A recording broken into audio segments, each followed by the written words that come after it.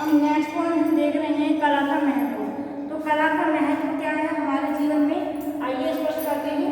तो पहला है हमारा जो हमारी कला है इसके द्वारा ही मनुष्य सुख शांति अनुभव करता है। ठीक है, मनुष्य कला के द्वारा ही सुख का शांति का अनुभव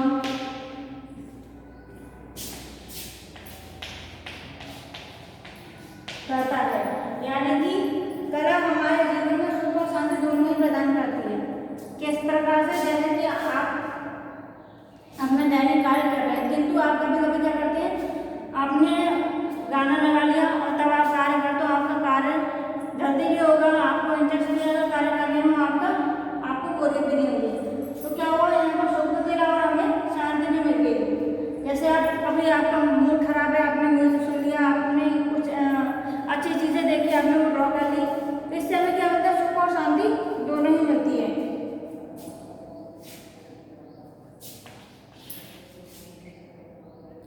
अब क्या है, कला के साथ सौंदर्य जुड़ा हुआ है। ठीक है, ललित कलाओं के साथ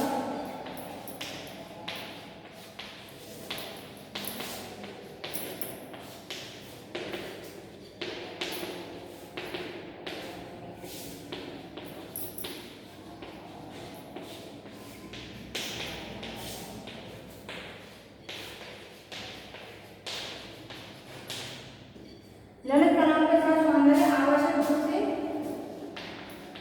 जुड़ा हुआ है।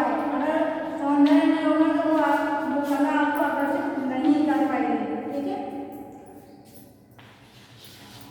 तीसरा है हमारा कि आप किसी भी कलाकृति को देखते हैं। ठीक है,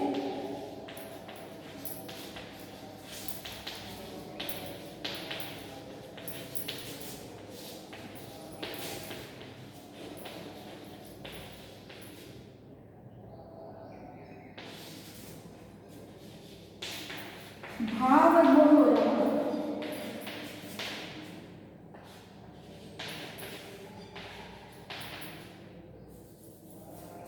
किसी भी कलाकृति को देखकर मनुष्य जब भाव विभोर हो जाता है तो वो क्या कहलाता है, कला कहलाता है। ठीक है, अब मनुष्य किसी भी चीज को देखकर, किसी भी कलाकृति को देखकर भाव विभोर हो जा रहा है और कला का रसास्वादन कर रहा है। कला का रसास्वादन,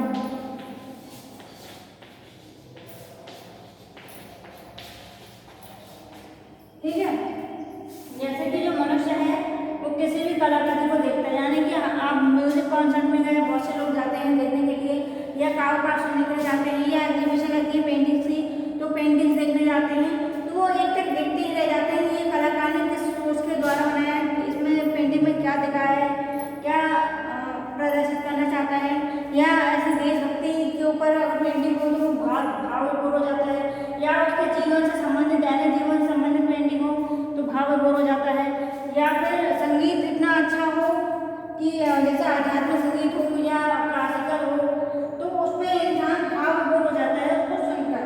तो कला क्या है, रसास्वादन। मनुष्य का करता है, कला का रसास्वादन करता है। रसास्वादन मतलब उसमें जो आनंद है उसको अनुभव करता है। ठीक है, चौथा है हमारा कला परम आनंद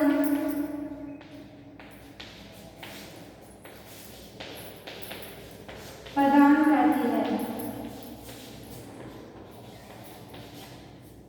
कला हमें क्या करती है, परम आनंद प्रदान करती है। जैसे कि संगीत में आप दो लेडीज हैं वो भक्ति भाव से गाना गाती हैं तो क्या है, उनको परम आनंद मिलता है। कलाकार है वो अपने इतनी उसको बहुत प्रिय है कला करना या चित्र का निर्माण करना, तो वो इतना तल्लीन हो जाता है, उतना मग्न हो जाता है कि उसे पता ही नहीं चलता कि आसपास क्या हो रहा है।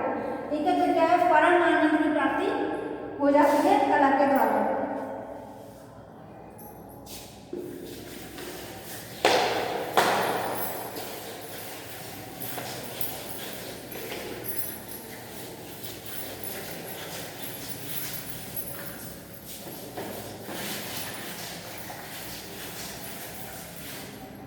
नेक्स्ट हम देखते हैं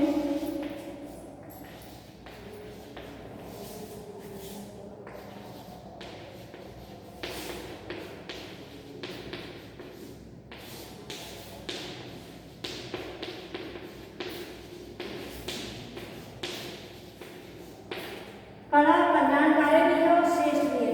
जैसे कि अगर मान लो कोई भी कलाकृति है या गले चलाए हैं, दोनों ही कल्याणकारी हैं, यानी कि हमारा कल्याण करती हैं और श्रेष्ठ भी होती हैं। ठीक है, कलाओं के द्वारा ही आप अपने जीवन निर्वाह आसानी से कर सकते हैं।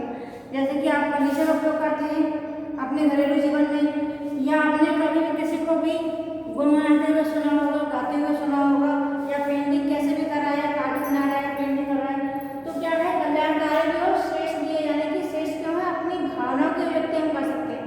जैसे कि श्रेष्ठ हमने किस लिए कहा है कि इसका जो रसास्वादन है वो मूक बादल भी कर सकते हैं, जो बोल नहीं सकते, जो सुन नहीं सकते, वो भी कला का अनुभव कर सकते हैं।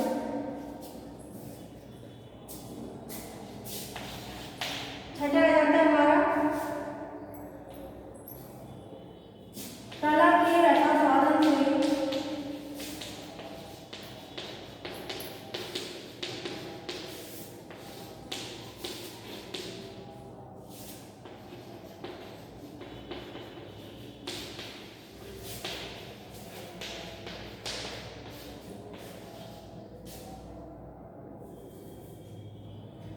कला के रसास्वादन से मनुष्य की चेतना क्या हो जाती है, गुणात्मक हो जाती है।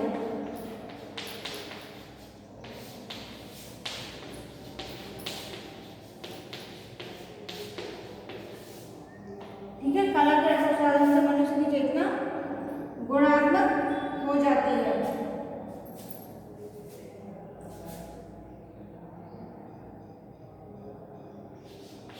अब कला क्या करती है, हमारा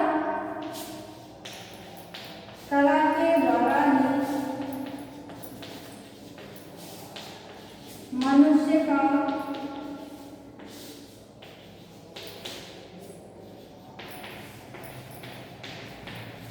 मानसिक विकास, बौद्धिक विकास,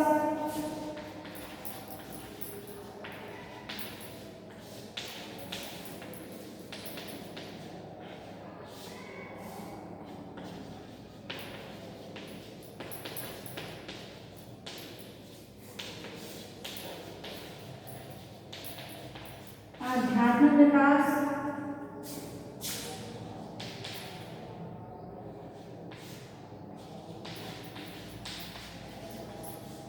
आदि होता है। ठीक है, कला के द्वारा मनुष्य क्या होता है, मानसिक विकास होता है। मानसिक विकास, वो जैसे बच्चा है वो रंग पहचानता है, रंग के माध्यम से वो सोचता है कि कौन सी सब्जी किस प्रकार की है, किस रंग की है, किस आकार की है, तो वो रंगों के माध्यम से देखता है। रंग क्या है, कला का एक बहुत ज़्यादा महत्वपूर्ण अंग है। तो मानसिक विकास होता है, बौद्धिक विकास भी इसके साथ ही है। बौद्धिक विकास मनुष्य का बौद्धिक